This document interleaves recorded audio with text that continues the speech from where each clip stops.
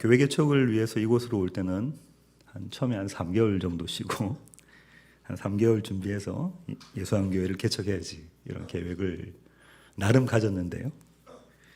하나님께서는 제 계획과 다르게 1년 동안 준비하게 하셨고요. 근데 그 시간 동안에 감사한 것은 초조하거나 낙심되거나 하지 않고 언제 어떻게 하나님께서 시애틀 예수한교회 가족을 만나게 하실지 모르겠지만 목사로 최선을 다해서 말씀을 준비하자. 말씀을 준비하는 좋은 시간이었습니다. 아마도 하나님께서는 시애틀 예수한교회에 가장 선하신 방식으로 인도하실 것이라고 생각을 합니다. 위에서 계속해서 기도 부탁드리겠고요. 오늘 나눌 말씀은요, 얼마 전에 선암목자교회에서 제가 2번의 설교를 했었는데요. 그 중에 첫 번째 나눈 말씀입니다. 이 말씀을 꼭 베델 가족하고도 함께 나누고 싶어서 본문으로 정했습니다. 하나님의 말씀은 마태복음 5장 17절로 20절입니다. 마태복음 5장 17절부터 20절입니다. 함께 읽으시겠습니다. 내가 율법이나 선지자를 폐하러 온 줄로 생각하지 말라. 폐하러 온 것이 아니요 완전하게 하려 함이라. 진실로 너희에게 이르노니 천지가 없어지기 전에는 율법의 1.1획도 결코 없어지지 아니하고 다 이루리라. 그러므로 누구든지 이 계명 중에 지극히 작은 것 하나라도 버리고 또 그같이 사람을 가르치는 자는 천국에서 지극히 작다 일컬음을 받을 것이요 누구든지 이를 행하며 가르치는 자는 천국에서 크다 일컬음을 받으리라. 내가 너에게 이르노니 너희의 의가 서기관과 바리새인보다 더 낫지 못하면 결코 천국에 들어가지 못하리라. 아멘. 천국문의 열쇠가 의라고 지금 주님께서 말씀하고 계시죠. 따라서 저와 여러분은 성경에 말하는 의가 도대체 무엇인가에 대해서 정확히 바르게 알고 있어야 될 거라고 생각합니다. 국어사전에서 의라는 단어를 찾아보면 이런 뜻 갖고 있습니다. 사람으로서 마땅히 지키고 행하여야 할 바른 도리. 사람으로서 마땅히 지키고 행하여야 할 바른 도리. 다른 말로 하면 의는 행위의 기준이 된다는 거죠. 행위의 기준이 됨과 동시에 행위의 결과이기도 합니다. 그것이 의입니다. 지금 옆에 있는 분 한번 얼굴 한번 쳐다보시고요. 그분이 의로운지 아니면 아닌지 한번 평가해 보십시오. 마음속으로만. 입 밖으로 절대 내지 마시고 의로운지 의롭지 않은지 한번 평가해 보세요. 여러분이 옆 사람을 판단하는, 의롭다 아니다 판단하는 평가의 기준이 뭔가요? 좀 전에 국어사전에서 살펴본 것처럼 그 사람의 행위에 있습니다. 그렇잖아요. 그분의 마음을 모르고 그분이 평소에 어떤 행동을 하고 있는지 그 행위에 있다는 것이죠. 이 질문을 갖고 이런 관점에서 오늘 본문을 보기를 원하는데요. 예수님은 의에 대해서 여러 가지 수준의 의를 소개해 주고 계십니다. 첫 번째는요, 세리와 이방인이 갖고 있다는 의의 수준을 소개해 주시는데요. 같은 마태복음 5장 46절로 47절입니다. 함께 읽으시겠습니다. 너희가 너희를 사랑하는 자를 사랑하면 무슨 상이 있으리요? 세리도 이같이 아니하느냐? 또 너희가 너희 형제에게만 무난하면 남보다 더하는 것이 무엇이냐? 이방인들도 이같이 아니하느냐? 세리와 이방인이 갖고 있던 의의 수준이 어떤 거라고 하죠? 자기를 사랑하는 사람 사랑하고 형제에게 무난하는 정도. 그렇다면 우리가 갖고 있는 의의 수준은 이 수준을 뛰어넘습니까? 뛰어넘어요? 그냥 좋은 사람이 좋고 나에게 잘해준 사람이 좋고 그렇지 않은가요? 조금이라도 나에게 안 좋은 소리 하면 그 사람 싫어지지 않습니까? 우리는 세리와 이방인의 의하면은 아주 이렇게 안 좋게 시원찮게 보는데 그렇지 않고요. 우리의 의가 이런 모습 아닌가요? 우리의 행위의 모습. 주님께서는 두 번째 의의 수준을 소개하시는데요. 그 의는 서기관과 바리새인의 의입니다. 우리는 그들을 너무 쉽게 생각합니다. 왜냐하면 서기관과 바리새인이 복음서 내도록 악역을 맡고 있어요. 그렇죠? 악역을 맡고 있습니다. 그래서 우리는 그들을 너무 쉽게 생각하는데 그들은 그렇게 우리가 쉽게 말할 수 있을 정도의 호락호락한 사람들이 아닙니다. 그들은 당시 유대인들에게 존경을 받았어요. 여러분 한번 생각해 보시죠. 누가 누구를 존경하냐면 그냥 조금 지나면 하루 이틀 아니면 한 달, 두 달 지나면 금방 들통이 날 그런 의 가지고는 사람들의 존경을 받지 못합니다. 그렇지 않은가요? 저 사람 괜찮은 것 같아. 조금 더 지켜보니까 아닌 것 같아. 그렇게 되죠. 그럼 이 서기관과 바리새인들이 유대인들에게 존경을 받았다는 것은 대단한 의를 행했던 사람들이라는 거예요. 율법을 잘 지키고 금식하고 자선하고 기도했던 자들이라는 거죠. 진심으로 그렇게 했다는 겁니다. 그들에 있는 대단한 의였어요. 그런데도 성경은 그들을 위선자라고 부릅니다. 위선자. 마태복음 6장 1절 가보실까요? 마태복음 6장 1절입니다. 함께 읽으시겠습니다. 사람에게 보이려고 그들 앞에서 너희 의를 행하지 않도록 주의하라. 그리하지 아니하면 하늘에 계신 너희 아버지께 상을 받지 못하느니라. 주님은 서기관과 바리새인들의 의를 사람들에게 보이려고 하는 의라고 정의하셨습니다. 제가 조금 전에 말씀드렸지만 주위에 있는 사람들이 금방 알 수 있을 정도의 위선이라는 게 아니에요. 그럼 존경 안 한다니까요. 우리 존경 안 한다니까요. 그런 사람들은. 그럼 도대체 주님께서 말씀하신 서기관과 바리새인들의 위선이라는 건 도대체 뭔가? 성경은 이 위선을 이렇게 이야기합니다. 요한 1서 1장 8절입니다.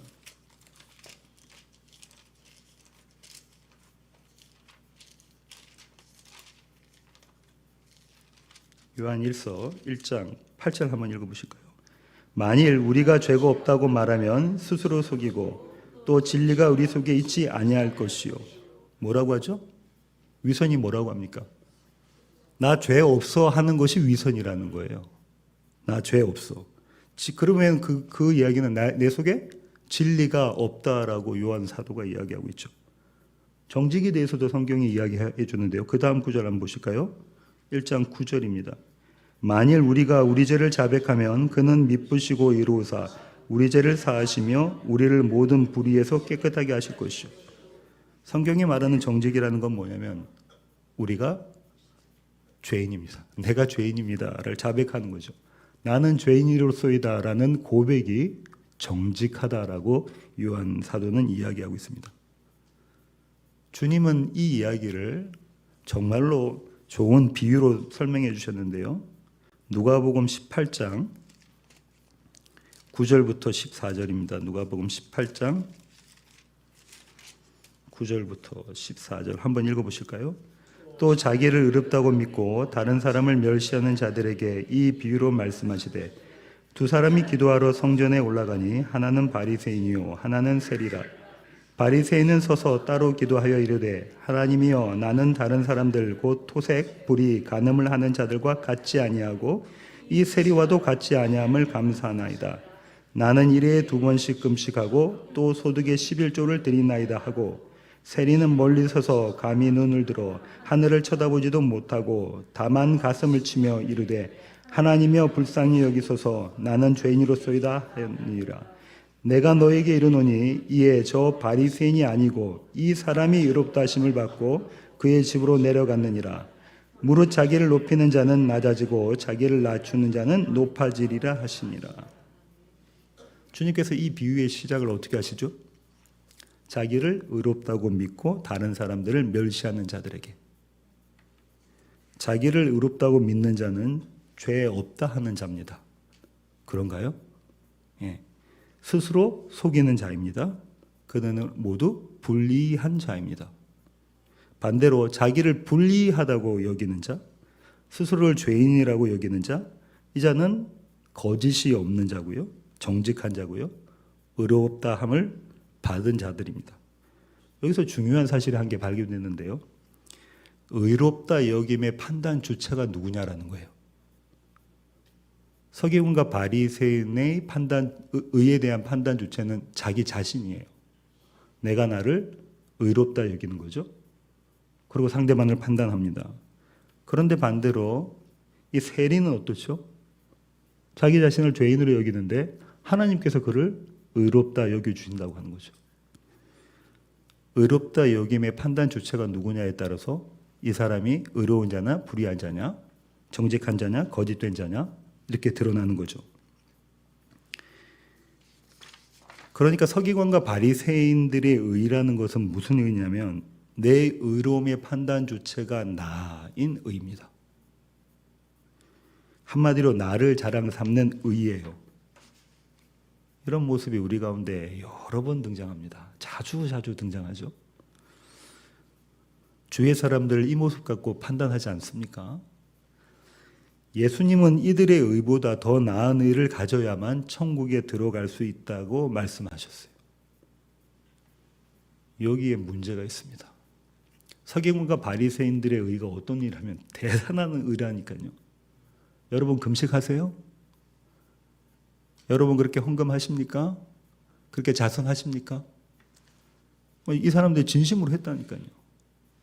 근데 그 의 갖고는 천국 못 가. 더 나은 의가 있어야 천국 가라고 주님 말씀하시는 건데요.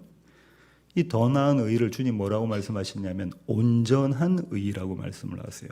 마태복음 5장 48절 한번 보실까요? 마태복음 5장 48절 함께 읽으시겠습니다. 그러므로 하늘에 계신 너희 아버지의 온전하심과 같이 너희도 온전하라. 우리는 여기서 무엇 알 수 있냐면요. 이 의, 주님께서 말씀하신 더 나은 의는 비교급이 아니라 누가 누구보다 조금 더 낫다 이 얘기 말씀하시는 게 아니에요. 너 서기관과 바리새보다 조금 더 나은 의 갖고 있었는데 이거 말씀하시는 게 아니라 최상급입니다. 가장 나은 의라는 거예요. 이보다 더 나은 의가 없다는 거예요. 왜 그렇죠? 하나님의 온전하심 같은 온전함이니까. 여기서 우리는 기가 막혀야 됩니다. 우리가 천국 가려면 어떻게 돼야 된다는 거예요? 하나님이 갖고 계시는 그 의를 가지고 있어야만 천국 갈 수 있다는 겁니다. 우리끼리 여기서 도토리 키재기 하고 있자는 게 아니고 하나님이 갖고 계시는 그 의를 갖고 있어야만 우리가 천국 갈 수 있다고 주님 지금 말씀하고 계십니다. 도대체 우리에게 이런 의가 가당키는 합니까? 우리가 생산해낼 수 있는 그런 의인가요? 이 온전한 의에 대해서 구약의 창세기가 힌트를 주는데요. 창세기 17장 1절로 가겠습니다. 창세기 17장 1절입니다. 함께 읽으실까요? 아브라함이 99세 때에 여호와께서 아브라함에게 나타나서 그에게 이르시되 나는 전능한 하나님이라 너는 내 앞에서 행하여 완전하라. 너는 내 앞에서 행하여 어떻게 하라고요? 완전하라. 저와 여러분은 아브라함에 대해서 잘 알고 있습니다. 그죠? 저는 아마 그러지 않을 것 같은데 아마도 김명수 목사님도 그러지 않으실 것 같은데 목숨 때문에 자기 아내를 누이 동생이라고 하는 자가 아브라함인데 그 아브라함을 보고 하나님 뭐라고 말씀하시냐면 너는 내 앞에서 완전하라라고 말씀하고 계시는 겁니다. 더 나은 의의라는 거죠. 그런데 여기에 은혜가 있습니다. 이 약속을 너는 내 앞에서 행하여 완전하라라고 명령을 아브라함에게 주셨는데 이 명령을 성취하게 하시는 분이 하나님이시라는 거예요. 아브라함으로서는 할 수 없는 것을 반드시 성취하게 만들어내시는 분이 하나님이시라는 거예요. 왜 그렇죠? 나는 전능한 하나님이라. 완전하라 앞에 무슨 말씀이냐면 나는 전능한 하나님이라 내가 그 일을 하겠다라는 겁니다. 그러고 난 다음부터요. 창세기 같은 17장 보시면 2절 한번 읽어보실까요? 내가 내 언약을 나와 너 사이에 두어 너를 크게 번성하게 하리라. 언약을 두고 너를 크게 번성하게 하겠다. 언약의 증표를 주시는데요. 10절부터 11절 한번 보시겠습니다. 창세기 17장 10절부터 11절 함께 읽으실까요? 너희 중 남자는 다 할례를 받으라. 이것이 나와 너희와 너희 후손 사이에 지킬 내 언약이니라. 너희는 포피를 베어라. 이것이 나와 너희 사이에 언약의 표징이니라. 무엇 주시냐면 너는 내 앞에서 완전해 라고 말씀하시고 난 다음에 언약 줄게. 그러고 난 다음에 언약의 증표는 무엇 주시냐면 할례라는 걸 주십니다. 할례라는 것은 어떤 의미냐면 남자의 생식기의 한 부분을 잘라내는 거잖아요.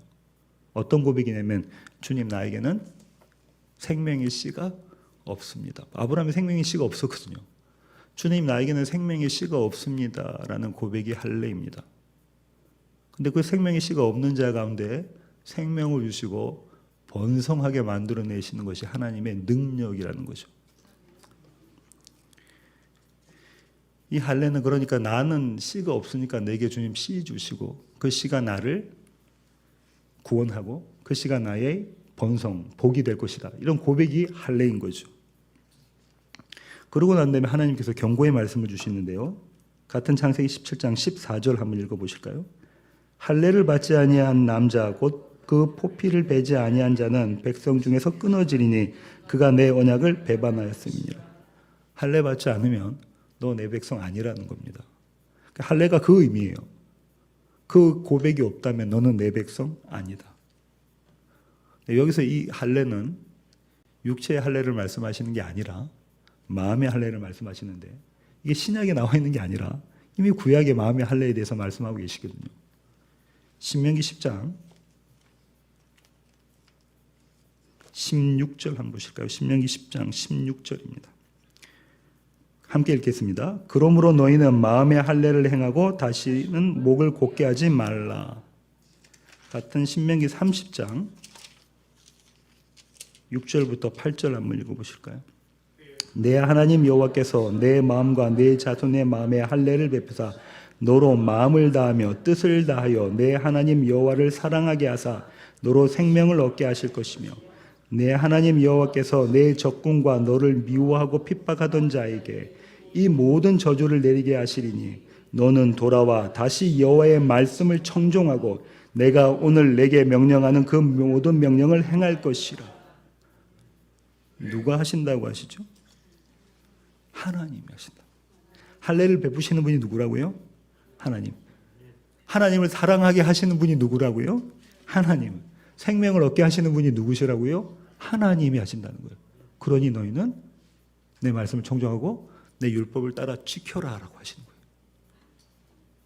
정리해 보면요. 하나님께서는 당신의 백성의 마음에 할례를 하셔서 그들을 완전하게 만들어내십니다. 그것이 아브라함에게 주신 아브라함의 언약입니다. 이 힌트를 가지고 더 나은 의를 살펴보려고 하는데요. 다시 마태복음 5장 48절 한번 보실까요? 그러므로 하늘에 계신 너희 아버지의 온전하심과 같이 너희도 온전하라. 어떤 의미인 줄 아시겠죠? 너희 아버지의 온전함 같이 너희도 온전하라. 더 나은 의를 갖고 있어라. 이거 누가 하시겠다는 거냐면 하나님이 하시겠다는 거예요. 너는 내 앞에서 완전하라. 여기서 사용된 온전한이라는 단어는요, 완전한, 완벽한, 성취된 이런 의미 갖고 있습니다. 동일한 단어가 나온 곳 중에서 아주 중요한 곳이 어디냐면요, 요한복음 19장 30절입니다.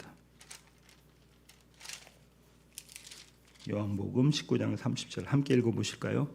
예수께서 신포도주를 받으신 후에 이르시되 다 이루었다 하시고 머리를 숙이니 영혼이 떠나가시니라. 여기서 다 이루었다, 이루었다가 뭐라고요? 이 온전한입니다. 그럼 율법의 완성을 어디서 하셨다면 십자가에서 하셨고 주님께서 행위로 하신 그것이 의가 된다는 거예요. 그 행위가, 주님의 그 행위가 의라는 거예요. 더 나은 의. 하나님께 순종한 그 의. 하나님의 약속이 성취된 자리, 한 점도 남김없이 다 이루신 자리가 예수님이 달리신 십자가의 자리입니다. 주님은 그 자리에서 율법을 다 이루었고 그렇게 온전한 의, 하나님의 의, 더 나은 의를 성취하셨습니다. 이것이 오늘 본문 다시 마태복음 5장 17절로 오시면 무엇이라고 주님께서 말씀하셨냐면 내가 율법이나 선지자를 폐하러 온 줄로 생각하지 말라. 폐하러 온 것이 아니요 완전하게 하려 함이라. 완전하게 하려 함이라의 의미가 됩니다. 그렇다면 중요한 거는요, 이제까지 해서 우리가 더 나은 의가 그리스도 예수의 십자가의 의라는 걸 깨달았는데 그 의가 나와 무슨 상관이 있느냐라는 거예요. 어떻게 이 더 나은 의가 나의 의가 될 수 있는가? 우리 삶 가운데 이 더 나은 의가 어떻게 작동하는가를 알아야 되겠습니다. 이 질문에 우리 모두는 충분한 답을 갖고 있습니다. 그죠? 어떻게 이 의가, 예수 그리스도의 의가 나의 의가 되죠? 믿음으로 그렇게 됩니다. 그죠? 믿음. 로마서 10장 9절부터 10절 보겠습니다. 로마서 10장 9절로 10절입니다. 함께 읽으시겠습니다. 내가 만일 내 입으로 예수를 주로 시인하면 또 하나님께서 그를 죽은 자 가운데서 살리신 것을 내 마음에 믿으면 구원을 받으리라. 사람이 마음으로 믿어 의에 이르고 입으로 시인하여 구원에 이르느니라. 믿으십니까? 아멘. 저와 여러분 모두 아멘 했지만 여기서 말하고 있는 이 믿음이라는 것이 예수님이 너를 위해서 죽으셨대. 너 이제는 구원 받았어. 너 입술로 예수 믿는다고 고백하면 너 이제 구원 받았어? 그럼 나 예수 이제부터 믿을게. 성경책 끼고 교회 나와서 예배 참석하고 헌금하고. 이러면 더 나은 의를 받은 것인가? 이런 믿음 아니라는 거예요. 많은 교회를 다니는 사람들 중에 그럴 수 있습니다. 그죠? 일주일 내도록 성경책은 차 안에 있다가 예배 드릴 때만 가지고 들어오고. 많이 봤거든요. 달라스에서. 그렇게 고백하는 믿음 아니라는 거예요. 그렇게 해서 더 나은 의를 받는 거 아닙니다. 이거 공짜니까 정말 공짜다라는 게 아니에요. 우리가 갚을 수 있는 능력이 없고 너무나 소중하기 때문에 그것이 값이 없는 것이지.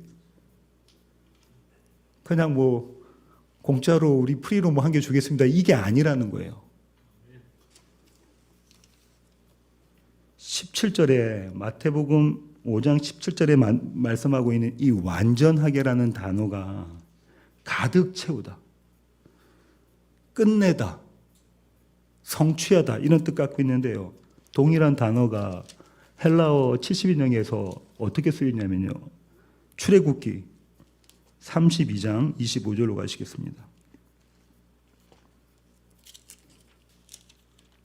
출애굽기 32장 25절부터 29절까지 한번 읽어보실까요? 모세가 본즉 백성이 방자하니 이는 아론이 그들을 방자하게 하여 원수에게 조롱거리가 되게 하였음이라. 이에 모세가 집 문에 서서 이르되 누구든지 여호와의 편에 있는 자는 내게로 나오라 하매 레위 자손이 다 모여 그에게로 가는지라. 모세가 그들에게 이르되 이스라엘의 하나님 여호와께서 이렇게 말씀하시기를 너희는 각각 허리에 칼을 차고 지인 이문에서 저문까지 왕래하며 각 사람이 그 형제를, 각 사람이 자기의 친구를, 각 사람이 자기의 이웃을 죽이라 하셨느니라. 레위 자손이 모세의 말대로 행하매 이날의 백성 중에 3,000명 가량이 죽임을 당하니라. 모세가 이르되 각 사람이 자기의 아들과 자기의 형제를 쳤으니 오늘 여호와께 헌신하게 되었느니라.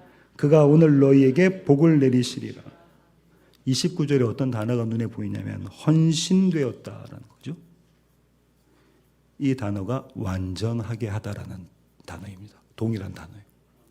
우리는 헌신을 어떻게 생각하냐면 집사님 좀 헌신 좀 하시죠. 헌신 좀 하시죠. 이렇게 생각하는데 출애굽께서 말하고 있는 헌신은 어떤 헌신이 하냐면 조금 전에 이 모습, 레위 지파 사람들이 했던 이 모습이 헌신이라는 거예요.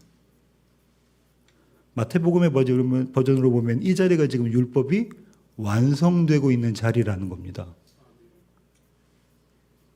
어떻게 이 헌신이 이 사람 어떤 모습으로 이 헌신이 이루어졌냐면 어떻게 율법이 완성이 됐다고 하죠? 모세가 지금 레위 지파 사람들에게 너희가 헌신되었다라고 하는데 어떻게 이야기하는 거예요? 어떻게 했기 때문에 헌신됐다는 거예요? 죽였어요. 누구를요? 형제를, 부모를, 자식을, 이웃을. 대단히 잔인하신 하나님이십니다. 그죠? 대단히 잔인하신 하나님이신데 형제를, 부모를, 자식을, 이웃을 죽인 사람 보고 너 하나님께 헌신했다라고 하는 거예요. 이 말씀은 형제, 부모, 자녀, 이웃은 나라는 거예요. 나를 죽이는 자가 헌신된 자라는 겁니다. 내가 주인이 아니라 그리스도 예수가 주인 되는 것이 헌신이라는 거예요.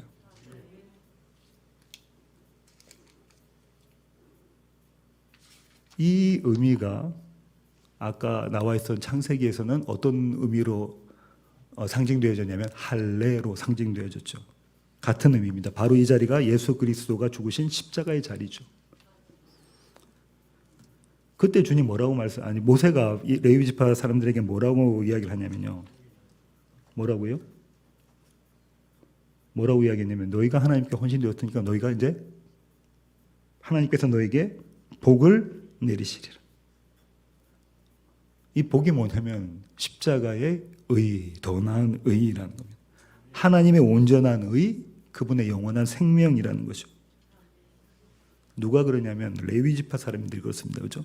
조금 이따 더 보겠습니다. 여기서 우리가 갖게 되는 질문이 두 가지가 있어요. 그 질문 중에 첫 번째가 뭐냐면 그렇다면 어떻게 나를 죽일 수 있는가라는 겁니다. 여러분, 내가 죽고 싶습니까? 내가 나 스스로 나 죽고 싶어요 하는 분 계세요? 남편과 아내 제일 많이 부딪히는데 내가 죽습니까? 아니죠. 상대방을 죽이죠. 그러지 않아요? 내가 옳잖아요. 상대방이 틀리고 항상 내가 옳아요. 그렇지 않습니까? 도대체 나는 죽고 싶지 않은데 어떻게 나를 죽일 수 있는가? 대답은요. 하나님이 저와 여러분을 그 자리로 몰고 가십니다. 하나님이 저와 여러분을 그 자리로 몰고 가세요. 우리가 사는 세상은 어떠냐면요. 같은 창세기 32장 1절부터 6절 한번 보실까요? 백성이 모세가 산에서 내려옴이 더딤을 보고 모여 백성이 아론에게 이르러 말하되 일어나라 우리를 위하여 우리를 인도할 신을 만들라. 이 모세 곧 우리를 애굽 땅에서 인도하여 낸 사람은 어찌 되었는지 알지 못함이니라. 아론이 그들에게 이르되 너희의 아내와 자녀의 귀에서 금고리를 빼어 내게로 가져오라. 모든 백성이 그 귀에서 금고리를 빼어 아론에게로 가져가매 아론이 그들의 손에서 금고리를 받아 부어서 조각칼로 새겨 송아지 형상을 만드니 그들이 말하되 이스라엘아 이는 너희를 애굽 땅에서 인도하여 낸 너희의 신이로다 하는지라. 아론이 보고 그 앞에 제단을 쌓고 이에 아론이 공포하여 이르되 내일은 여호와의 절기이니라 하니 이튿날에 그들이 일찍이 일어나 번제를 드리며 화목제를 드리고 백성이 앉아서 먹고 마시며 일어나서 뛰놀더라. 이 모습이 세상이라는 거예요. 심지어 교회도 이 모습이라는 거예요. 그죠? 지금 이 이스라엘 백성들이 여호와 하나님이라고 부른다니까요. 누구를? 황금 송아지를. 우리를 구원해낸, 애굽 땅에서 구원해낸, 홍해를 건너게 한 그 여호와 하나님이 바로 이 황금 송아지다. 우리 신앙생활 이렇게 할 수 있습니다. 우리의 신앙생활이 이럴 수 있다는 거예요. 그런데 그 가운데 레위 지파 사람들이 없었을까요? 거기서 술 먹고 춤추고 놀고 하는 거기에 이 레위 지파 사람이 없었겠냐고요. 제가 생각하기로는 레위 지파 사람들이 그 중에서 빠졌다는 게 없으니까 거기에 같이 있었을 겁니다. 그런데 모세가 뭐라고 말하냐면 하나님 편에 서 있는 자들은 이쪽으로 나와라. 성경에 말하는 거룩이 그겁니다. 구별된 자. 하나님이 너는 내 백성이라고 택해놓은 그들은 나오라고 하시고 그들로 하여금 헌신의 길로 내몰아 가십니다. 저와 여러분의 헌신은 그렇게 내몰리는 자리에서 일어나는 헌신입니다. 두 번째 질문은요. 그럼 누가 나 스스로를 죽이는가입니다. 좀 전에 말씀드린 것처럼 레위 지파 사람들이 하나님께 택함 받은 자들이 그렇게 한다는 거고요. 아까 읽었던 예수님의 비유에서는 하늘을 우러러 쳐다보지도 못하고 고개 숙이고 가슴을 치며 주님 제가 죄인입니다 라고 고백하는 그 정직한 자가 이 일, 헌신을 한다는 거죠.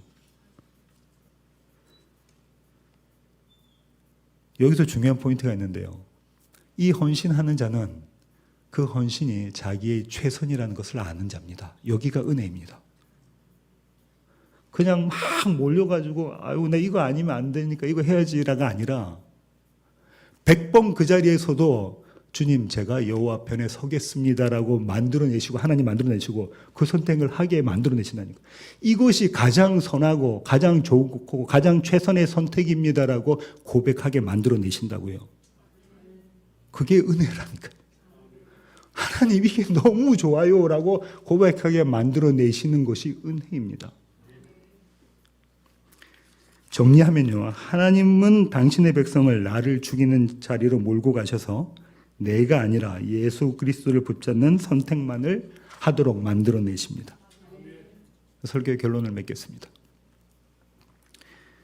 더 나은 의는 우리가 생산해낼 수 있는 어떤 의가 아닙니다.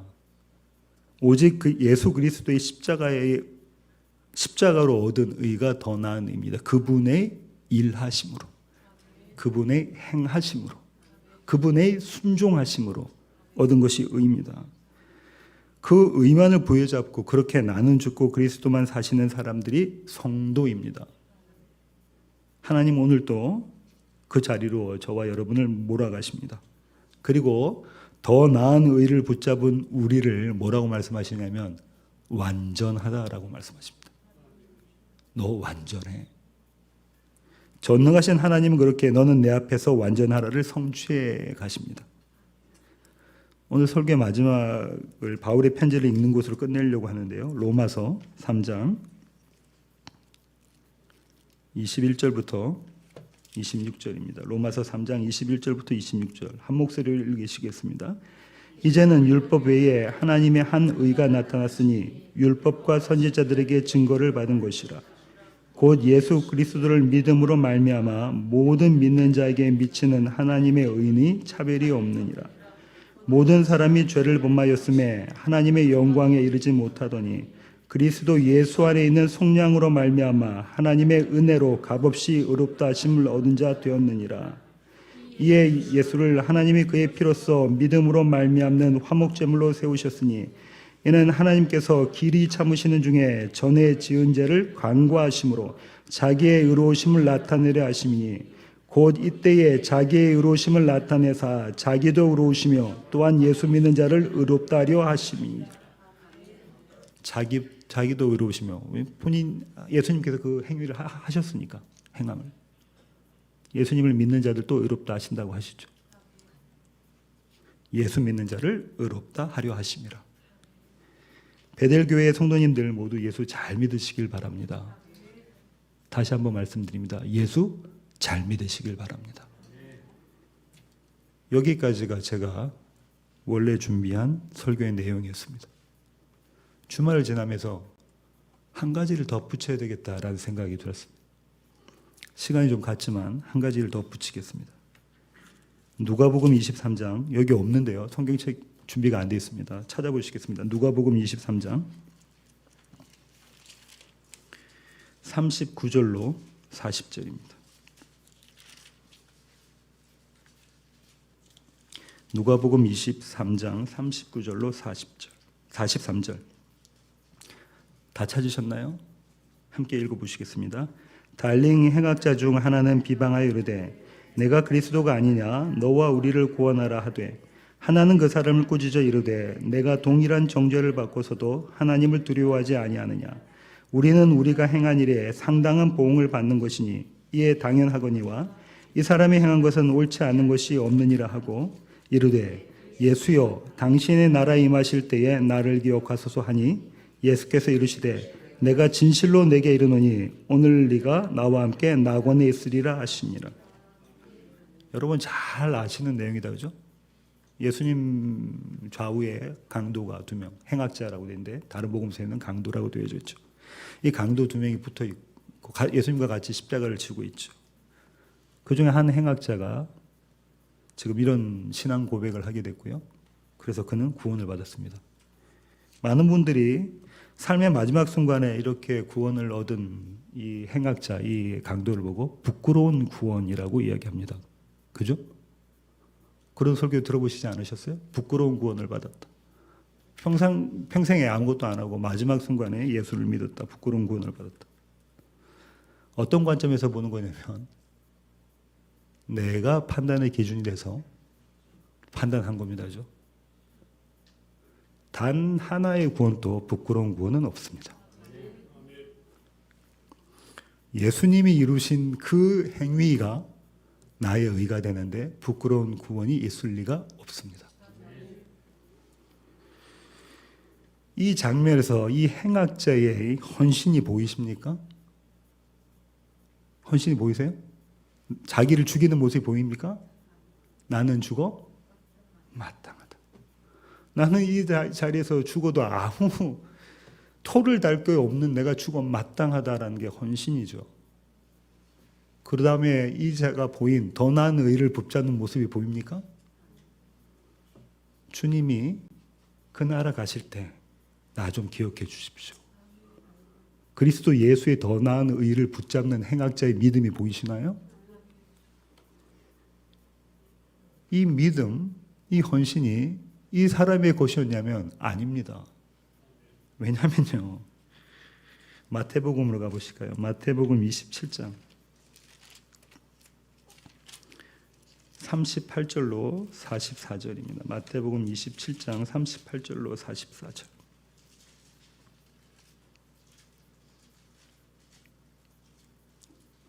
마태복음 27장 38절로 44절 찾으셨으면 함께 읽으시겠습니다. 이때에 예수와 함께 강도 둘이 십자가에 못 박히니 하나는 우편에 하나는 좌편에 있더라. 지나가는 자들은 자기 머리를 흔들며 예수를 모욕하여 이르되 성전을 헐고 사흘에 짓는 자여 네가 만일 하나님의 아들이거든 자기를 구원하고 십자가에서 내려오라 하며 그와 같이 대제사장들도 서기관들과 장로들과 함께 희롱하여 이르되 그가 남은 구원하였을 때 자기는 구원할 수 없도다.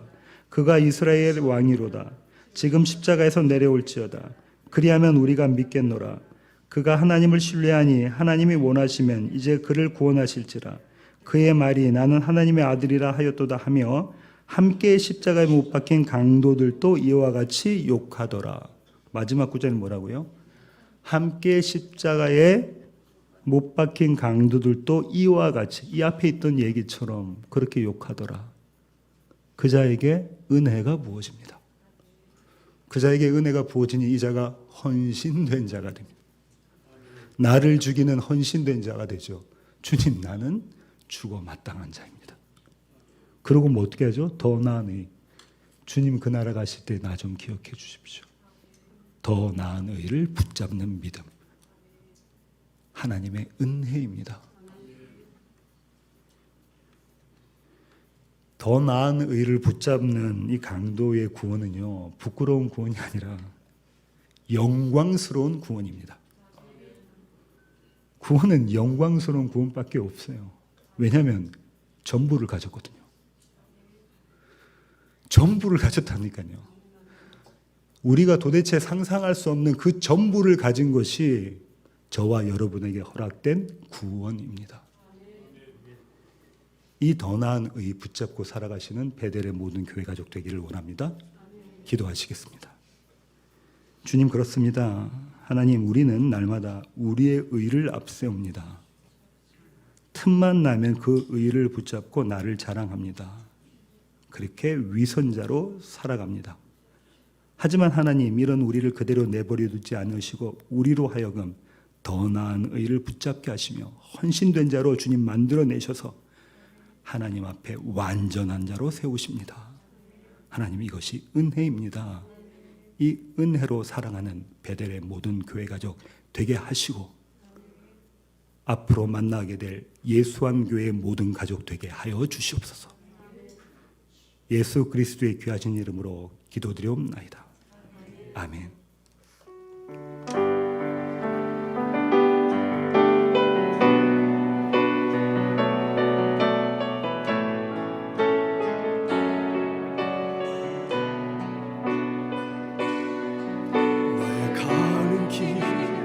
주의 평강이 있으 평강에 함께 가시니 너의 걸음 주의 인도하시니 주의 강수 넘으시리 너의 가는 길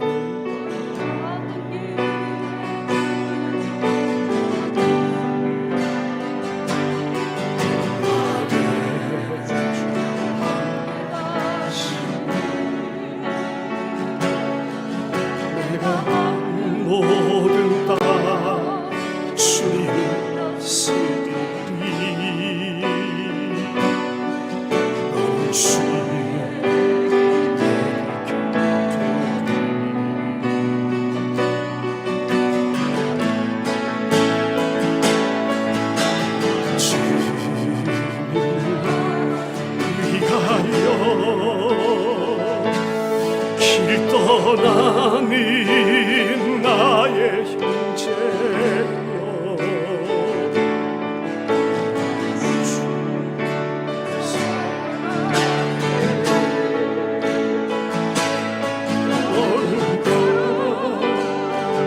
주의 이름으로 거칠은 풍랑 꽃은 피어나고 세상 내 안에서 주님의 영광 보리라 강하고 담대하라 세상이 이기신 주늘 함께 너와 동행하시며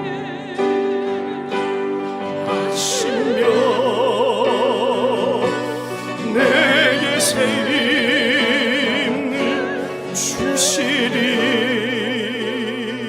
우리 찬양 반주 계속해 주시고요. 우리 지체들 이제 자리에서 좀 나오셔서 우리 목사님 이렇게 좀 동그랗게 둘러싸시고 다시 한번 기도하는 마음으로 하나님 앞에 조용하게 기도 같이 드리는 시간 갖겠습니다. 어느 분이든 좋습니다. 나오셔서 함께 기도하는 시간 갖겠습니다. 같이 기도드리죠.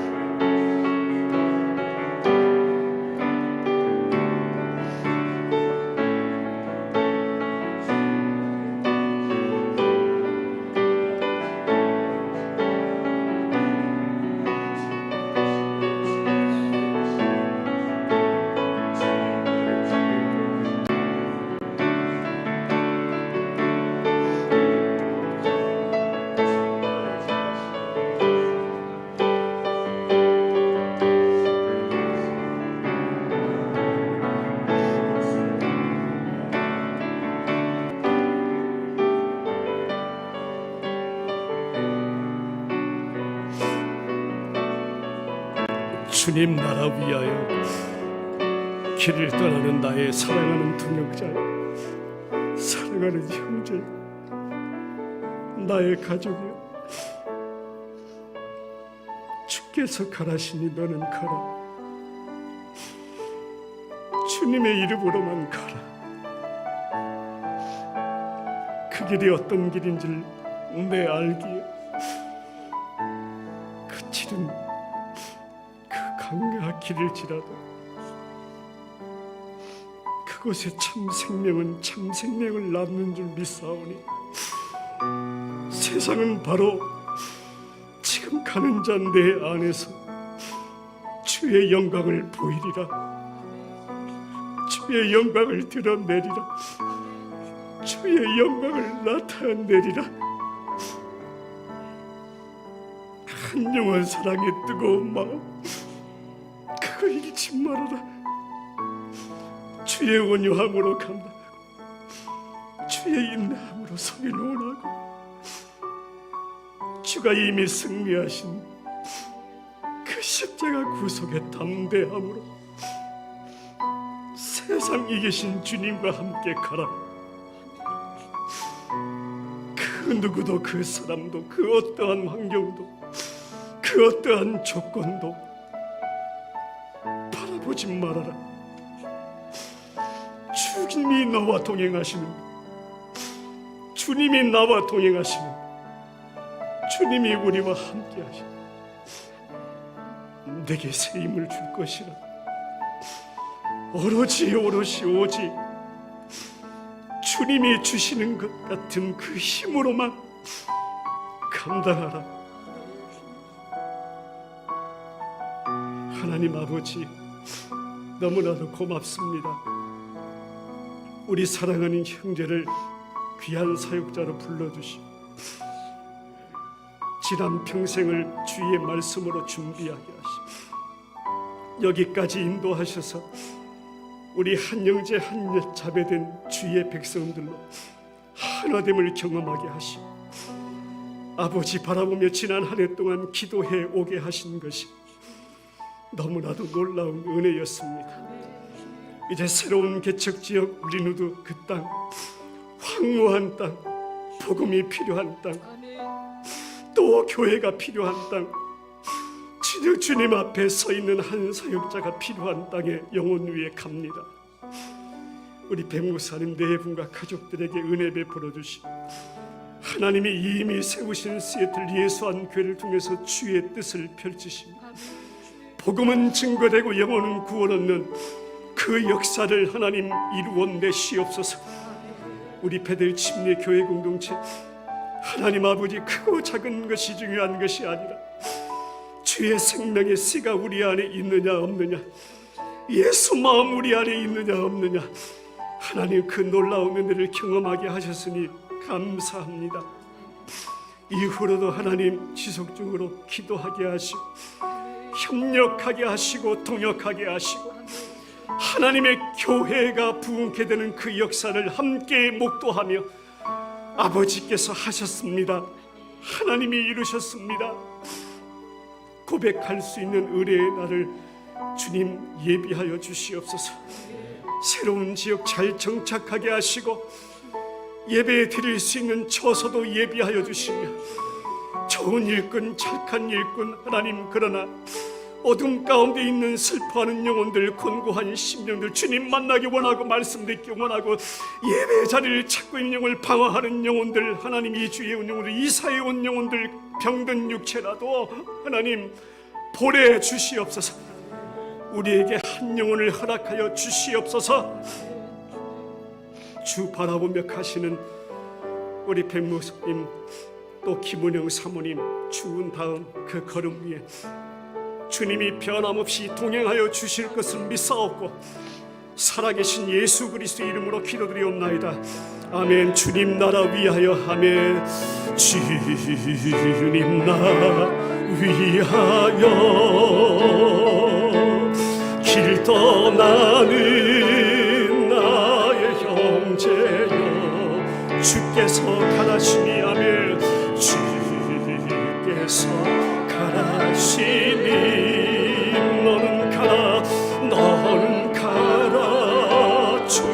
주의 이름으로 거칠은 광야 위에 꽃은 피어나고 세상은 내 안에서 주님의 영광 강하고 담대하라.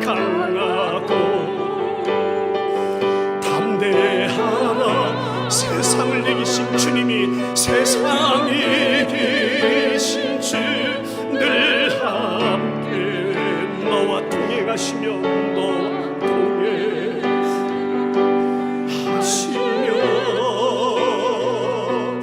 내세 있는 주시니.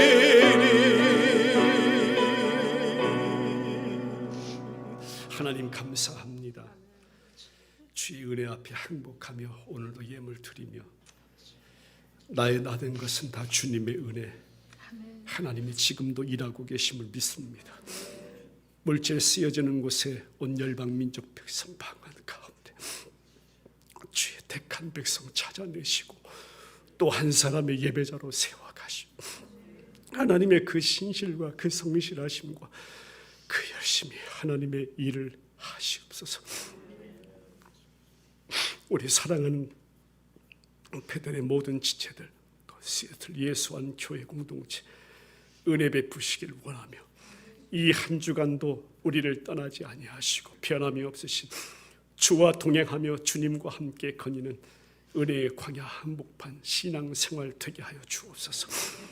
이제는 십자가에서 온전히 완전하게 창세전 나와 우리를 향하신 아버지의 그 작정을 홀로 이루어내신 우리 구주 예수 그리스도의 은혜, 나와 우리를 도대체 얼마나 사랑하시는지 그 아들을 버리시고 우리 가운데 세상 가운데 내어주시기까지 우리를 사랑하신 그 그 사랑을 확증해 주신 아버지 하나님의 그 사랑, 성령 안에서 이 시간까지도 우리 안에 그 하나님께서 나와 우리를 하여 일하신, 행하신, 이루어내신 그 온전하시고 완전하신 구원의 성취 역사가 어떤 것인지를 알게 하시고 보게 하시고 깨닫게 하시고 믿어지게 하시는 그 놀라운 역사, 또 감동하시고 일하심, 이 시간도 머리 숙여 예배하는 우리 모든 지들 머리 위에 이제 시애틀 예수안 교회 공동체를 통해서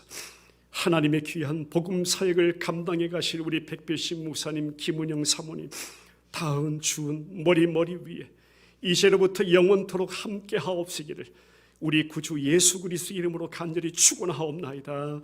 아멘.